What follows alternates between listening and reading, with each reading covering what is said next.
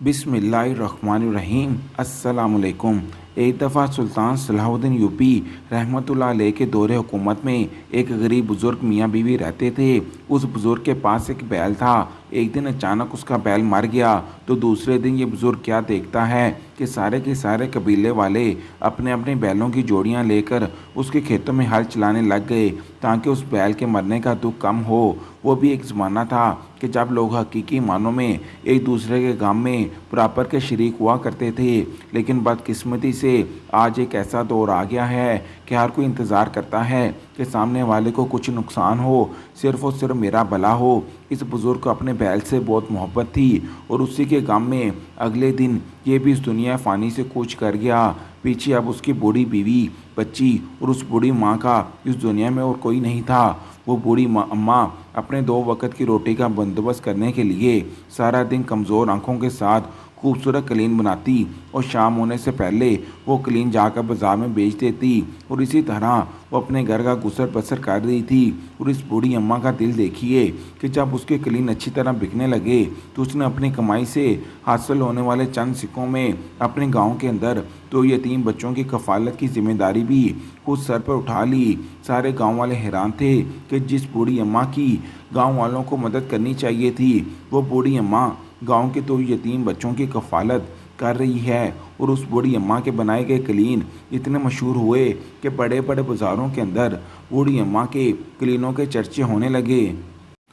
और बाज़ मौरखीन ये भी कहते हैं कि इस बूढ़ी अम्मा के हाथ के बनाए गए कलीन सुल्तान सलाहुद्दीन यूपी रहमतुल्लाह अलैह के महल के भी जाते थे। एक दफ़ा वो अम्मा एक किले के पास से गुजर रही थी कि उसने देखा कि इसके हाथों से बनाए गए कलीन जिस ताजर के पास उसने बेचे थे, वो कलीन उस ताजर ने किला के हाकम को तोहफे में दे दिए। किले के हाकम ने जब कलीन देखे तो उसने ताजर को कहा कि ये कलीन तुमने कहाँ से लिए हैं? मैं ये कलीन बनाने वाली माहिर कारीगर से मिलना चाहता हूँ। तो उसने बताया कि हमारे गांव के अंदर एक बुढ़िया रहती है और वो इतने खूबसूरत कलीन बनाती है। ये सुनकर किले के हाकम ने कहा कि ऐ ताजर, तुम इस बूढ़ी अम्मा को अभी और इसी वक्त बुलाकर लाओ ताकि मैं इसको कुछ इनाम कराम दे सकूं। ये सारी बातें वो बूढ़ी औरत सुन रही थी और उसे बहुत खुशी हुई कि उसके हाथों के बनाए गए कलीन इतने बड़े हाकम को भी पसंद आ गए। उस ताजर ने हाकम को कहा, हजूर, वो बूढ़ी अम्मा अभी बाज़ार के अंदर मैंने देखी थी, वो अभी भी घर नहीं गई, मैं उसको लेकर आपके पास आता हूँ। लेकिन जब बूढ़ी अम्मा ने ये बात सुनी तो बूढ़ी अम्मा उसे बाज़ार के अंदर एक कोने में छुप गई ताकि वो ताजर उसको तलाश ना कर सके, क्योंकि वो बूढ़ी अम्मा बहुत खुददार थी और किसी के हाथों इनाम लेकर अपने ज़मीर को मारना नहीं चाहती थी। बूढ़ी अम्मा ने अपनी ज़िंदगी में बहुत बुरे हालात देखे, अपने शौहर को भी खो दिया और अपने बेटे को भी खो दिया, लेकिन ये सब कुछ होने के बाद बूढ़ी अम्मा ने कभी किसी का एहसान खुद पर नहीं लिया। हत्ता कि इस उम्र में भी वो कबीला के 2 यतीम बच्चों की कफ़ालत कर रही थी। उस ताजर ने बूढ़ी अम्मा को पूरे बाज़ार के अंदर तलाश करने की कोशिश की, लेकिन वो बूढ़ी अम्मा उस ताजर को नहीं मिली। वो बड़ा हैरान हुआ कि बूढ़ी अम्मा कहाँ गायब हो गई। अगर आज बूढ़ी मिल जाती तो वो किला का हाकम उसके कलीन देकर इतना खुश हुआ कि उसको माला माल कर देता, लेकिन उसकी किस्मत देखें कि बूढ़ी अम्मा कहीं गायब हो गई। लेकिन वो ताजर भी नहीं जानता था कि वो बूढ़ी अम्मा इतनी खुददार है कि इनाम का सुनकर खुद छुप गई। वक़्त गुजरता रहा, वो बूढ़ी अम्मा के कलीनों के चर्चे पूरे मिस्र के अंदर होने लगे और हत्ता कि जब ख़रीदार बाज़ार के अंदर आते तो वो नाम लेकर कहते कि फ़लाँ बूढ़ी अम्मा के हाथों के बनाए हुए कलीन मिल जाएंगे क्या? लेकिन उस बूढ़ी अम्मा के पास इतनी ताकत नहीं थी कि वो इतने ज़्यादा कलीन बना सके। वो अपनी ज़रूरत के मुताबिक कलीन बनाती और जाकर बाज़ार में बेच देती और जो ताजर उसको अच्छे दाम देता उसके पास बेचकर अपना ज़रूरी सामान लेकर बकाया सोने के सिक्के या दिनार लेकर अपने घर पहुंचती। वक़्त गुजरता रहा और इसी तरह बूढ़ी अम्मा की ज़िंदगी का गुजर बसर इन अनथक की मेहनत की वजह से बड़े अच्छे से हो रहा था। एक रात बूढ़ी अम्मा ने अच्छी खासी कमाई अपनी एक दुपट्टे के पल्लू के साथ बांधी और रात को सो गई, क्योंकि इससे पहले वो अपनी कमाई को एक संदूक में डाल देती थी। लेकिन उस रात बूढ़ी माँ के पास पैसे कुछ ज़्यादा थे। उसने सोचा कि कहीं कोई चोर या डाकू ना आ जाए और मेहनत की कमाई को लूट कर ना चला जाए। और बूढ़ी इन सोने के सिक्कों और दिनारों को अपने दुपट्टे के पल्लू के साथ बांध कर सो गई। लेकिन जब सुबह उठी तो उसकी हर चीज़ वैसे की वैसी ही थी। लेकिन जब उसने दुपट्टे को देखा तो वहाँ से सोने के सिक्के और दिनार गायब हो चुके थे। ये देखकर बूढ़ी अम्मा रोने पीटने लगी। लेकिन वो बूढ़ी अम्मा इतनी खुददार थी कि उसने आस पड़ोस के लोगों को भी नहीं बताया कि मेरी चोरी हो गई। उसने अपने पूरे घर को छान मारा, लेकिन इस बूढ़ी अम्मा को अपने सिक्के नहीं मिले। उसने ये पता चल चुका था कि मेरे सिक्के कहीं गिरे नहीं बल्कि चोरी हो गए हैं। अगली रात बुढ़िया ने फिर वो सोने के सिक्के एक संदूक में डाले और इस संदूक अपने एक खस्ताहार बिस्तर के नीचे छुपा दिया। लेकिन जब सुबह हुई तो बूढ़ी अम्मा ने देखा कि वो बिस्तर बिखरा पड़ा है और उस संदूक इसके बाहर निकला हुआ है और उस संदूक के अंदर सोने के सिक्के गायब हो चुके हैं। ये देख बूढ़ी सर पीटने लग गई कि आज दूसरी मर्तबा मेरी मेहनत की कमाई को चोरी करके ले गया। लेकिन वो बुढ़िया हैरान थी कि उस शहर के अंदर इतने बड़े अमीरों कबीर ताजे रहते हैं, लेकिन आखिर सिर्फ वो चोर मेरे घर में ही चोरी करने के लिए क्यों आता है। 2-3 दफ़ा ऐसा हुआ तो बूढ़ी अम्मा अगली सुबह खामोशी के साथ गांव के काजी के पास पहुंची और काजी साहब को कहा कि काजी साहब, दूसरी मर्तबा ऐसा हुआ कि जब मैं सुबह उठी तो मेरे कमरे के अंदर रखे हुए सोने के सिक्के गायब थे और मुसलसल 2-3 रातों से मेरे साथ ऐसा ही हो रहा है। मेरे सारे दिन की कमाई कोई डाकू लूट कर चला जाता है। आप ही कुछ करें। काजी साहब ने कहा, अम्मा जी, आप कितने सिक्के कमा लेती हैं? तो बूढ़ी ने कहा, काजी साहब, मैं दिन के 10 से 15 सिक्के और चंद दिनार कमा लेती हूँ। तो ये सुनकर काजी ने कहा, बूढ़ी अम्मा, मेरे सिपाहियों में से हर एक की तनख्वाह सैकड़ों सिक्के हैं। क्या आप बताएंगी कि आपके चंद सिक्कों की खातर मैं आपकी झोंपड़े के इर्द गिर्द सिपाही तैनात कर दूं? ये सुनकर बूढ़ी अम्मा ने कहा, बेटा, चोरी तो चोरी ही होती है, चाहे एक सिक्के की हो या फिर हज़ारों सिक्कों की। और 10-15 सिक्के भी मेरे लिए बहुत ज़्यादा रकम है, क्योंकि वो मेरी खून पसीने की कमाई होती है। इस उम्र में भी इतनी कमज़ोर आंखों के साथ सारा दिन मेहनत करके बाद भी चंद सिक्के कमा लेती हूँ और चंद सिक्के भी मेरे लिए बहुत बड़ी रकम होती है। ये सुनकर काजी ने कहा कि मैं पूरे गांव के अंदर यह ऐलान करवा देता हूँ कि आज के बाद किसी भी चोर ने आपके घर की तरफ नज़र भी दौड़ाई तो उसको अनजाने इबरत तक पहुँचा दिया जाएगा। काजी ने सिपाहियों को कहा कि उस गांव के अंदर ऐलान करवा दो कि जितने भी यहाँ चोर हैं इनको जाकर कह दो, खबरदार कर दो कि अगर तुम इस बूढ़ी अम्मा के घर में डाका डालते हुए या चोरी करते हुए पकड़े गए तो तुम्हें इब्रत का निशाना बनाया जाएगा। तो ये सुनकर बूढ़ी अम्मा ने कहा, काजी साहब, आपको कैसे पता कि इस गांव के अंदर कौन चोर है? तो काजी साहब ने कहा कि मैंने काजी का ओहदा ऐसे ही हासिल नहीं किया। क्या मैं जानता हूँ कि कौन चोरी करता है? गांव के हर आदमी की हरकत पर मेरी नज़र होती है। ये सुनकर बूढ़ी अम्मा चली गई और उसको अब उम्मीद थी कि आज की रात मेरी चोरी नहीं होगी। बूढ़ी ने शाम के वक़्त बाज़ार के अंदर कलीम बेचे और अपनी कमाई लेकर बड़ी हिफाजत के साथ अपने घर पहुंची। बूढ़ी अम्मा ने एक दीवार में छोटा सा सुराख किया और सुराख करने के बाद उसने अपने सोने के सिक्के उसमें डाल दिए। सोने के सिक्के के बाद ऊपर मिट्टी से वो सुराख बंद कर दिया और आग की तपिश की वजह से वो वाली जगह भी सुखा दी गई। अब बूढ़ी अम्मा औरत को भी महसूस नहीं हो रहा था कि उसने इस दीवार के अंदर कुछ छुपाया है। लेकिन बूढ़ी औरत ये नहीं जानती थी कि चोर बूढ़ी औरत से भी ज़्यादा चालाक है और वो हर वक्त खात लगाए बैठा है। अगली सुबह जब बुढ़िया ने देखा तो दीवार में छोटा सा सुराख लगा दिया गया था, लेकिन उस डाकू ने सुराख में बड़ा सा सुराख करके दीवार का भी तख्ता निकाल दिया और वो सोने के सिक्के भी चुरा कर ले गया।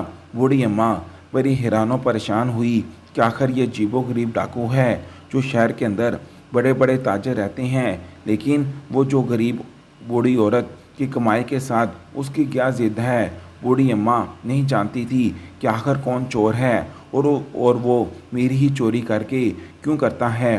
कई दिन गुजर गए और वो चोर इसी तरह करता रहा। इस बूढ़ी अम्मा ने तंग आकर कलीन बेचने के बाद उस ताजर को कहा कि मेरी कमाई आपके पास मौजूद रहे, आप जब ज़रूरत होगी आकर ले जाऊंगी, क्योंकि मेरे घर से हर रोज़ सोने के सिक्के और दिनार चोरी हो जाते हैं। ताजर ने कहा, ठीक है अम्मा जी। बूढ़ी अम्मा अगले दिन खाली हाथों अपना कीमती सामान लेकर घर पहुंची और आराम करके सोने लगी। तो जब अगली सुबह बूढ़ी अम्मा उठी तो उसके घर में कोई डाकू नहीं आया था। ये देख बूढ़ी अम्मा बड़ी हैरान हुई कि आज डाकू को कैसे पता, या आज चोर को कैसे पता चला कि मेरे पास आज कोई रकम नहीं, इसलिए घर की कोई भी चीज़ अपनी जगह से नहीं हिली हुई। बूढ़ी बड़ी परेशान हुई, लेकिन बड़ी कोशिश के बावजूद भी वो चोर को ना पकड़ सकी। एक हफ्ता तो बूढ़ी इसी तरह करती रही। एक हफ्ता के बाद बूढ़ी ने ताजर को कहा कि आज एक हफ्ते की जितनी भी मेरी कमाई बनती है, जितने भी मेरे कलीनों के दिनार और सिक्के बनते हैं, वो मुझे दे दें। और इस बूढ़ी अम्मा ने दिल में सोचा, क्या मैं इस चोर को कैसे पता चलेगा कि मेरे पास अब अपनी कमाई आ गई है। बूढ़ी शाम को घर आई। बड़ी हिफाजत के साथ कमरे के कोने में छोटा सा गड्ढा खोदा। गड्ढा खोदने के बाद उसने वहाँ सिक्के रखे और मिट्टी से बंद कर दिया और अपना बाकी जितना सामान था उस कोने में रख दिया, ताकि चोर को शक ना हो कि मैंने सिक्के कहाँ छुपाए हैं। अगले दिन अम्मा उठी तो अगला मंजर देखकर उसके पैरों तले से ज़मीन निकल गई, क्योंकि बूढ़ी अम्मा ने देखा कि घर का सारा सामान बिखरा हुआ था और उस कोने से उसके एक हफ्ते के कमाए गए सोने के सिक्के भी गायब हो चुके थे। ये देखकर बुढ़िया सर पीट कर रोने लगी और अल्लाह से दुआएं करने लगी, ऐ मेरे मालिक, मेरी मदद फरमा। आखिर माजरा क्या है कि मेरी हर रोज़ की कमाई इसी तरह गायब हो जाती है। वक़्त गुजरता रहा और इतने में एक रात सुल्तान सलाहुद्दीन यूबी रहमतुल्लाह अलैह वेश बदलकर अपने घोड़े पर सवार होकर शहर का चक्कर लगाने के लिए निकल पड़े। सुल्तान सलाहुद्दीन यूबी ने सोचा कि सर्दियां अब ख़त्म हो चुकी हैं, क्यों ना गलियों में जाकर लोगों के हालात मालूम किए जाएं और देखा जाए कि कहीं शहर के अंदर कोई चोर या डाकू डाका तो नहीं मार रहे। सुल्तान सलाहुद्दीन यूबी अपने घोड़े पर सवार होकर गली से गुजर रहे थे तो देखा कि एक बूढ़ी औरत आधी रात के वक़्त भी अपने झोंपड़े के अंदर अपने आप से बातें कर रही थी। सुल्तान सलाहुद्दीन यूबी हैरान हुए कि आधी रात के वक़्त एक बूढ़ी औरत का जागना मेरी समझ में नहीं आ रहा। सुल्तान सलाहुद्दीन यूबी रहमतुल्लाह अलैह ने कमरे के दरवाजे पर दस्तक दी तो बूढ़ी औरत ने अंदर से आवाज़ दी, आज मैं जाग रही हूँ। अम्मा को ऐसा लगा कि यही चोर है, फिर बोली, आ जाओ, आज बंदोबस्त करती हूँ। ये सुनकर सुल्तान सलाहुद्दीन यूबी हैरान हुआ कि अम्मा वीरा किस चीज़ का बंदोबस्त करना चाहती हैं। उसकी नागवार आवाज़ से सुल्तान को ऐसा महसूस हुआ कि दाल में कुछ काला है और ये अम्मा किसी के इंतज़ार में बैठी रात के इस पहर जाग रही हैं। हो ना हो ये मुझे चोर समझ रही हैं। सुल्तान ये बातें खुद से करते जा रहे थे कि बूढ़ी अम्मा ऐसा क्यों कह रही हैं। सुल्तान सलाहुद्दीन यूबी नहीं जानते थे कि बूढ़ी के साथ आखिर क्या हो रहा है। जब उस बूढ़ी ने दरवाज़ा खोला तो आगे सुल्तान सलाहुद्दीन यूबी खड़े थे और उस बूढ़ी अम्मा के हाथ में एक डंडा था। ये देखकर सुल्तान सलाहुद्दीन यूबी मुस्कुराने लगे तो उस बूढ़ी अम्मा ने डंडा फेंक दिया और कहा, क्या नौजवान, रात के वक़्त तुम कौन हो और यहाँ पर क्या कर रहे हो। तो सुल्तान सलाहुद्दीन यूबी ने कहा, अम्मा जान, मैं एक मुसाफिर हूँ, इधर से गुज़र रहा था, मेरे पास रहने के लिए जगह नहीं थी। मैंने सोचा कि आप अभी तक जाग रही हैं, लिहाजा एक रात के लिए आपसे रहने की दरख्वास्त करता हूँ। ये सुनकर बूढ़ी अम्मा ने कहा, क्या नौजवान, पहले तुम हर रात मेरे घर से सोने के सिक्के चुरा कर चले जाते थे, आज जब देखा कि मैं जाग रही हूँ तो तुमने एक नया तरीका मुझे लूटने का सोचा। ये सुनकर सुल्तान सलाहुद्दीन यूबी हैरान हो गए कि आखिर बूढ़ी अम्मा क्या कह रही हैं। सुल्तान सलाहुद्दीन यूबी ने दिल में सोचा कि ये बूढ़ी औरत इस वक्त तक मुझे सच नहीं बताएगी जब तक मैं अपनी हकीकत नहीं बताऊंगा।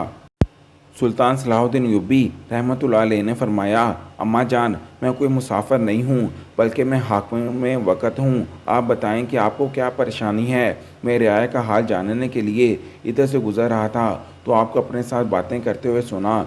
मैं आपका हाल दरियाफ़्त करने के लिए चला आया तो ये सुनकर इस बूढ़ी औरत के आंसू निकल आए और कहा कि हजूर, मैं बहुत परेशानी में मुब्तला हूँ और उस दुनिया में कोई ऐसा नहीं जो मेरी मदद कर सके।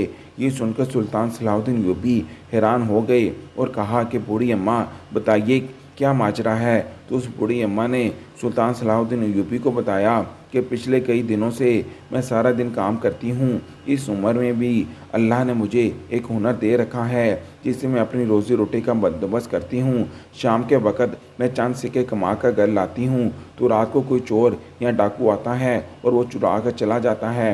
वो इतना चालाक है कि उसको पता चल जाता है कि मैंने सिक्के कहाँ छुपा कर रखे हुए हैं। हुजूर, आप बताएं कि मैं क्या करूं। मैं शहर के काजी के पास भी गई थी लेकिन उसने भी मेरी मदद नहीं की। यह सुल्तान सलाहुद्दीन यूबी ने अम्मा जान को कहा, बताइए कि कभी आपने कोई चोर की आवाज़ सुनी या कुछ ऐसा हुआ कि जिससे आपको शक हो सके कि आखिर कौन चोर है। तो बूढ़ी अम्मा ने कहा, हजूर, सारा दिन मेहनत से काम करती हूँ, जब शाम को सोती हूँ तो कुछ होश नहीं होता कि मर गई हूँ या सो रही हूँ। सुबह ही आँख खुलती है। ये देखकर सुल्तान सलाहुद्दीन यूबी ने कहा, बूढ़ी अम्मा, कल आप मेरी अदालत में आ जाना। कल आपके चोर को पकड़कर इसको निशाने इबरत बनाया जाएगा। यह सुनकर बूढ़ी अम्मा बड़ी खुश हो गई और अब इसको यकीन हो गया कि मेरा मुजरम पकड़ा जाएगा। अगली सुबह सुल्तान सलाहुद्दीन यूबी रहमतुल्लाह अलैह ने दरवाजे पर मौजूद संतरी को कहा कि फ़लाँ शक्ल वाली बूढ़ी औरत दरवाजे पर आए तो उसे बिना रोके सीधा मेरे पास ले आना। अगली सुबह हुई तो सुल्तान सलाहुद्दीन यूबी दरबार में तशरीफ़ लाए तो उतने में दरवाजे पर मौजूद संतरी ही उसी बूढ़ी औरत को लेकर सुल्तान सलाहुद्दीन यूबी के पास आया। तो सुल्तान सलाहुद्दीन यूबी रहमतुल्लाह अलैह से उसके वज़ीर ख़ास हिजर बिन तवाब ने कहने लगे कि हजूर, क्या आप इस बूढ़ी औरत को पहले जानते हैं, क्योंकि इस बूढ़ी औरत को ख़ास तौर पर आपने अंदर लाने का हुक्म दिया था। तो सुल्तान सलाहुद्दीन यूबी रहमतुल्लाह अलैह ने हिजर बिन तवाब को सारा वाक़या सुनाया कि किस तरह एक चोर बूढ़ी अम्मा को इतने दिनों से लूट रहा है, लेकिन वो इतना शातिर है कि आज तक इसको कोई नहीं पकड़ पाया। खिज़र बिन तवाब भी बड़ा हैरान हुआ कि एक चोर को पकड़ना कोई इतना मुश्किल काम तो नहीं, लेकिन आखिर वो चोर कौन है और उसकी आखिर बूढ़ी अम्मा के साथ क्या दुश्मनी है कि शहर के अंदर बड़े बड़े ताजर हैं लेकिन वो बूढ़ी अम्मा के चंद सिक्के ही चुराने के लिए क्यों आता है। उसके पीछे कोई और ही माजरा है। अगर बात सोने की होती तो वो किसी बड़े ताजर को भी लूट सकता था। ये सुनकर सुल्तान सलाहुद्दीन यूबी रहमतुल्लाह अलैह भी सोच में पड़ गए कि आखिर इस चोर को कैसे पकड़ा जाए। सुल्तान सलाहुद्दीन यूबी थोड़ी देर सोचने के बाद खिज़र बिन तवाब को हुक्म दिया कि एक सिपाही को भेजकर एक हामला कुत्ती उठाकर लाओ। सिपाही और सारे दरबारी हत्ता कि बूढ़ी अम्मा भी हैरान हो गई कि आखिर चोर को पकड़ने के लिए एक हामला कुत्ती का क्या ताल्लुक़। लेकिन सुल्तान सलाहुद्दीन यूबी रहमतुल्लाह अलैह के हुक्म के आगे कोई नहीं बोल सकता था। थोड़ी देर में एक हामला कुत्ती लाई गई। सुल्तान सलाहुद्दीन यूबी रहमतुल्लाह अलैह ने उस बूढ़ी अम्मा को कहा कि अम्मा जान, आप चली जाएं, आज रात आपका चोर पकड़ा जाएगा, आप जाकर आराम से सो जाएं। शाम का वक़्त हुआ तो सुल्तान सलाहुद्दीन यूबी रहमतुल्लाह अलैह ने सिपाही को हुक्म दिया कि ये हामला कुत्ती जाकर बूढ़ी अम्मा की छत पर बांधो। सिपाही भी हैरान कि सुल्तान ने मुअज़्ज़म बूढ़ी अम्मा की छत पर हामला कुत्ती को क्यों बांधने का हुक्म दे रहे हैं। जब वो सिपाही हामला कुत्ती को लेकर उस बूढ़ी अम्मा के घर पहुंचा तो बूढ़ी अम्मा ने दरियाफ़्त किया कि आखिर सुल्तान मेरी छत पर हामला कुत्ती क्यों बांधना चाहते हैं। तो सिपाही ने कहा कि अम्मा जान, बेहतर तो सुल्तान सलाहुद्दीन यूबी ही जानते हैं। आज की रात आपका चोर पकड़ा जाएगा, आप हमारे सुल्तान पर भरोसा रखें। बूढ़ी अम्मा आराम से सो गई। बूढ़ी अम्मा के कमरे के अंदर बहुत सारे सिक्के रखे हुए थे, क्योंकि आज उस दिन बूढ़ी अम्मा ने बड़ी ही मेहनत मुशक्क़त के साथ लगन के साथ काम किया। जब शाम का वक़्त हुआ तो बूढ़ी अम्मा ने अपने सोने के सिक्के महफूज जगह पर रख कर आराम से सो गई। जैसे ही आधी रात का वक़्त हुआ तो किसी ने दरवाज़ा खटखटाया। बूढ़ी अम्मा डर गई कि कहीं पीछे से फिर वो चोर तो नहीं आ गया। क्योंकि आज फिर मैंने चंद सिक्के छुपा कर रखे हुए थे।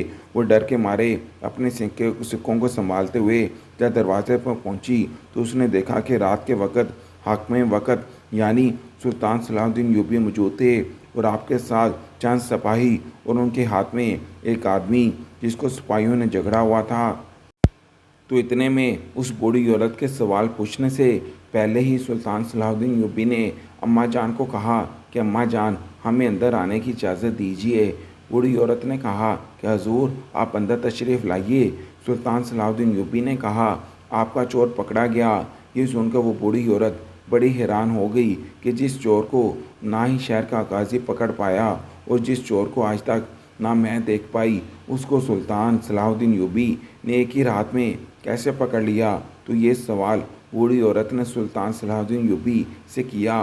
तो सुल्तान सलाहुद्दीन यूबी ने फरमाया, अम्मा जान, जब शाम के वक़्त मैंने अपने सिपाही को कहा था कि तुम जाकर छत पर हमला कुत्ती बांध दो, मैं जानता था कि हमला कुत्ती रात को छत पर अकेली होने की वजह से ये हमला कुत्ती एक लम्हे के लिए भी नहीं सो सकती थी, क्योंकि जब कुत्ती हमला होती है तो ये एक लम्हे के लिए भी आंख नहीं लगाती। ये कुदरत ने उसके अंदर खासियत रखी होती है और जैसे उसकी नज़र किसी शख्स पर पड़ती, अव्वल तो उस कुत्ती ने खुद उस शख्स को पकड़ लेना था, क्योंकि जब यह हमला होती है तो ये बहुत ज़्यादा कड़वी और गसीली हो जाती है और अगर ये पकड़ भी ना पाती तो उसने पूरी कुव्वत से भौंकना शुरू कर देना था। मैं जानता था कि सारी रात आराम से नहीं बैठेगी और जब इसको कोई ख़तरा महसूस होगा तो वो फिर ज़ोर से आवाज़ देगी। मैं जानता था कि वो चोर आएगा और जैसे ही आधी रात के वक़्त चोर छत पर चढ़ा तो फ़ौरन हमला कुत्ती ने चीखना शुरू कर दिया और मैं ये बात जानता था कि वो चोर छत से आता है, क्योंकि मैंने आपकी झोंपड़ी के पीछे चढ़ने के निशानात भी देखे थे। उस झोंपड़ी के पीछे की तरफ से सारा इलाका सुनसान था और आगे बातें थी, इसलिए वो चोर हमेशा झोंपड़ी की छत से चढ़कर ही वेली के अंदर आता और फिर आपकी झोंपड़ी के अंदर दाखिल होकर चोरी करके चला जाता। लेकिन आज रात जैसे ही वो छत पर चढ़ने लगा तो कुत्ते ने चिल्लाना शुरू कर दिया। हमारे सिपाही दूर बैठे छुपकर देख रहे थे। उन्होंने जैसे कुत्ते की आवाज़ सुनी तो फ़ौरन दौड़ते हुए आए तो चोर छत पर मौजूद था। उसको पता ही ना चला कि उसके साथ क्या हुआ। ये घबराहट का शिकार हो गया और भागने की बजाय उसने अपने हाथ खड़े कर दिए और इसी तरह ये पकड़ा गया।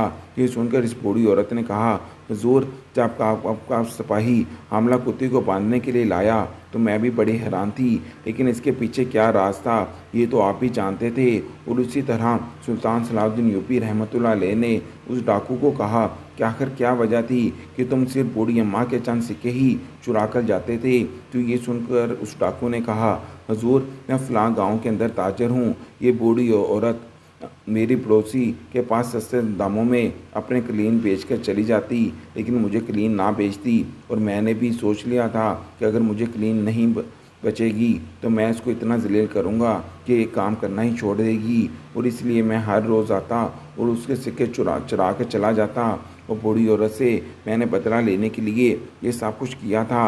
लेकिन जब उसके हालात तंग होंगे तो ये शायद ये मेरी दुकान पर आए और मुझे कलीन बेचना शुरू कर दे, क्योंकि मैंने उस ताजे से ज़्यादा पैसे ऑफ़र किए थे, लेकिन ये नहीं मानी थी। ये सुनकर सुल्तान सलाहुद्दीन यूबी ने उस ताजर को कहा कि तुम्हें शर्म नहीं आती कि तुम एक बूढ़ी औरत से बदला ले रहे हो जिसका दुनिया में और कोई नहीं। उसने कहा, हुजूर, मैं हसद की आग में आ गया था, आप मुझे माफ़ कर दें। सुल्तान सलाहुद्दीन यूबी ने कहा कि ज़ालिम को माफ़ करना मज़लूम पर जुल्म होता है। फिर सुल्तान सलाहुद्दीन यूबी ने उसको 2 साल कैद की सज़ा सुनाई और 3000 सोने के सिक्के और 2000 दिनार जुर्माना अदा करने का हुक्म दिया। और इसी तरह सुल्तान सलाहुद्दीन यूबी रहमतुल्लाह अलैह ने बड़ी ही अक्लमंदी के साथ हमला कुत्ती का इस्तेमाल करके उस चोर को पकड़ लिया और उस बूढ़ी अम्मा को इंसाफ दिलाया। वीडियो पसंद आई है तो लाइक और शेयर ज़रूर कीजिएगा। मिलते हैं कल एक नई और दिलचस्प कहानी के साथ, तब तक के लिए अल्लाह हाफिज़।